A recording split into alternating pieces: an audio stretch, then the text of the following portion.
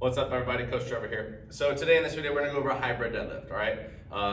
If you haven't seen the conventional deadlift video, make sure you watch that first. After you watch that, we can watch this one. So this is a conventional stance, right? Feet relatively hip width apart. Everyone's gonna be a little bit different based upon their mass and limb length, that type of stuff. So they might be wider, might be more narrow. Doesn't really matter that much, okay? Their feet can be pointed out slightly a little bit. I don't like a super aggressive angle out like this, okay? Personally, feet straight, they have adequate ankle mobility, hip mobility, they should be good with this.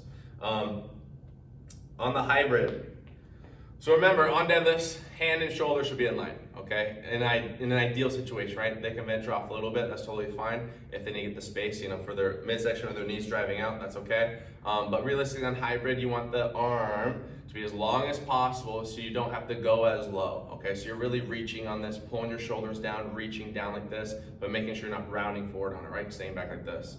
So, same format. I'm imagining I'm already picking up the barbell. So we have our sequence. We're breathing, bracing, gripping the floor, big chest, you're gonna hinge, back stay straight.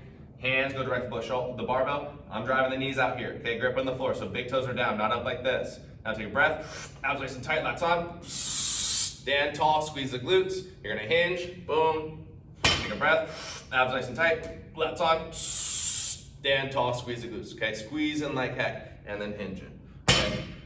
So on the last video, we talked about different variations and also common errors that people will be going through. They're gonna be rounding their spine, shrugging the shoulders, back changing position. Knees are bent too much, knees aren't bent enough. Weight position, balls and the weights in the weights in the balls of the feet, weights too much in the heels. Maybe their knees are caving in. We forgot to mention that in the last video. Another big one that we forgot to mention is maybe on their deadlifts, conventional hybrid, their hips are coming up first and then their torso's coming up, okay? So we're gonna be loading the lower back when we're doing that. So make sure, it might be too heavy, make sure we're watching that and make sure that we're adjusting it accordingly to where they are able to make it to where their hips and torso, right? Here and here, right? Upper back and here, they come up at the same time, okay?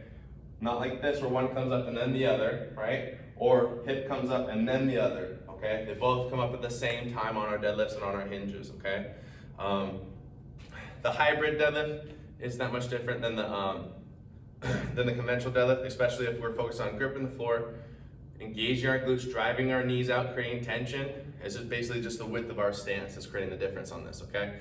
And for some people, they're not gonna feel comfortable doing this, that's fine. Put them on conventional. If it's not wide enough, put them on a wider base, okay? But for the most part, that's the hybrid deadlift. Start people out from there. If we need to modify, always modify.